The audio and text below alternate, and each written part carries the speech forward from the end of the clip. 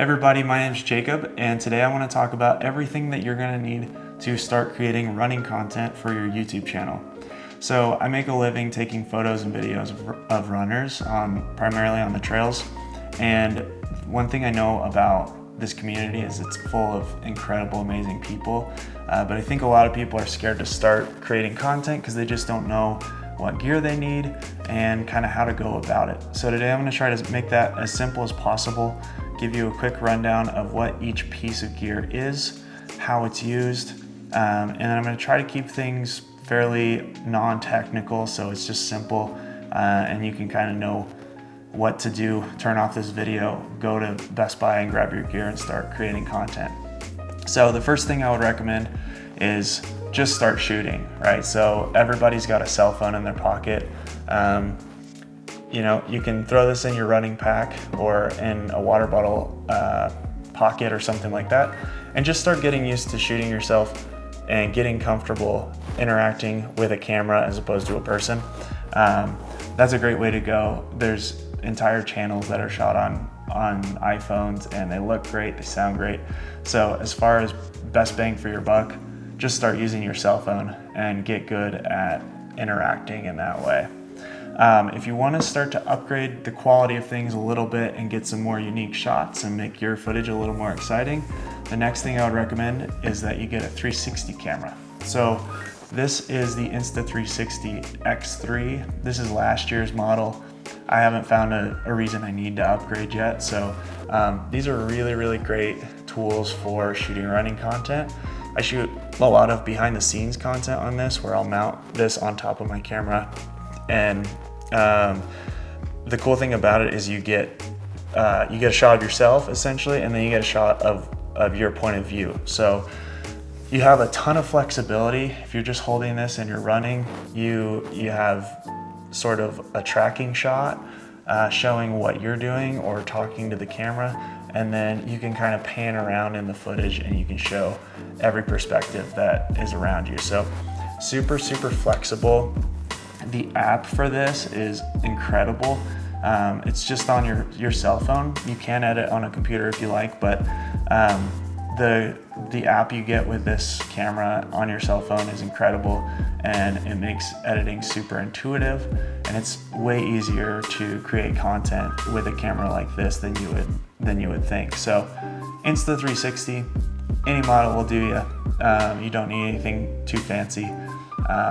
In fact, I probably wouldn't buy the newest one because it's going to go in a running pack and it's probably going to get banged up eventually. So recommend that. Also, just make sure you get some sort of collapsible selfie stick. This thing's great. It gets pretty long, so you can get those tracking shots, and then it also doubles as a little tripod if you want to mount the camera somewhere and just have a static talking shot. Okay, moving on. The next thing I would recommend everybody upgrades is your audio quality. So I have the Rode wireless mics. These are the Wireless Pros. I think there's a cheaper model called the Go. These things are really, really great. I'm actually wearing one right now to shoot this video. So if you like the audio you're hearing right now, that's coming from these microphones. So they come in a pack. You get 2 microphones, you get lavaliers, and you get a receiver for your camera. The cool thing here is they record audio internally. So even if you have like a 360 camera and then you have one of these, you can sync up that audio in post, and you're going to get a lot better quality out of this microphone than you will out of this one. So they're really small. You can work this as its own microphone, or you can plug in the lavalier, and like I have it run just up my shirt. It's mounted to my chest right here. So you have options there depending on how you're configuring your equipment. But again, really simple to use. It syncs up with your mirrorless camera if you're using one of those. Highly recommend these, and they're small, they're light, and kind of don't interrupt the workflow. So moving on from there, I think for most people, either using a cell phone or using a 360 camera is gonna be 90% of what you want to create. But if you want to kind of step up to the next level and you want to get some really unique shots, you could start to incorporate a drone. if you're not licensed and you just want something to play around with, I know DJI is making some really cool little automated drones now for pretty cheap. This is the Air 3, DJI Air 3, something like that. This is a really great drone, but I use this for shooting for clients. So it's a little bit more than you probably need for your running vlog.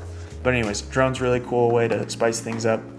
And then if you're shooting content like I am right now, where you're shooting an interview, or if you want to shoot running content of other people, I'd recommend starting to look into mirrorless cameras.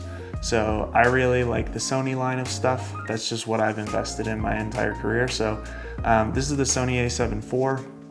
You can get cheaper models. I'd recommend if you're starting out, you get a crop sensor camera like the a6500 or the FX30. Those are great options, and you're gonna be able to get a body for a lot cheaper, and you're also gonna get much cheaper lenses for the crop sensor camera than you will for a full frame.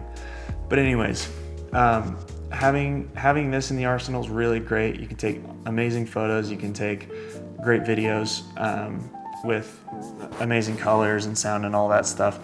So mirrorless camera is a great addition. And then finally, if you're gonna chase somebody around with that camera, you're gonna wanna stabilize that footage. So getting something like a gimbal is gonna be really helpful in making that footage really nice and smooth. If you watch my girlfriend's channel, Helamino Faulkner, we do a bunch of videos where she talks to the camera and I'm on a one wheel following her with my mirrorless camera on a gimbal. And she's actually wearing these same mics as well. So that's kind of a rundown of the filming equipment. And then the next thing is what to do with your footage once you've got it.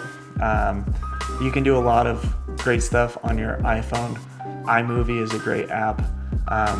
Adobe Premiere Rush is another app that you can get on your phone to do really basic edits. Or if you've got a computer, I do a lot of editing, so I do most of it on this MacBook Pro, but get yourself a computer if you're gonna be doing a ton of editing. You can download a program called DaVinci. It's free. You can learn it on YouTube. It's pretty simple to learn. You can use iMovie on your computer. That's a really popular option. Or most of my editing I do in Adobe Premiere Pro. So that's a paid subscription. There's a lot more tools and it just kind of works with my workflow. But lots of editing options out there. And yeah, so there's lots of editing options out there. Whatever works best for you, whether it's just the Insta360 app, I think that's a great option. Or if you want to kind of really spice up your edits, you can go into something like Adobe Premiere Pro, and the possibilities are sort of limitless there. So that is about it as far as all the gear that I would recommend you start out with when you're creating running content, whether it's of yourself or it's of a friend or for clients or whatever it is. Those would be my recommendations to get you started. If you have any questions about anything I talked about, or you want to see how things are used or how I integrate them into my workflow, feel free to drop a comment below and I will do my best to get back to everybody. And in the meantime, I hope you're getting out, enjoying the outdoors, and I can't wait to see what all you guys create with your new gear. So we'll see you in the next one. Peace.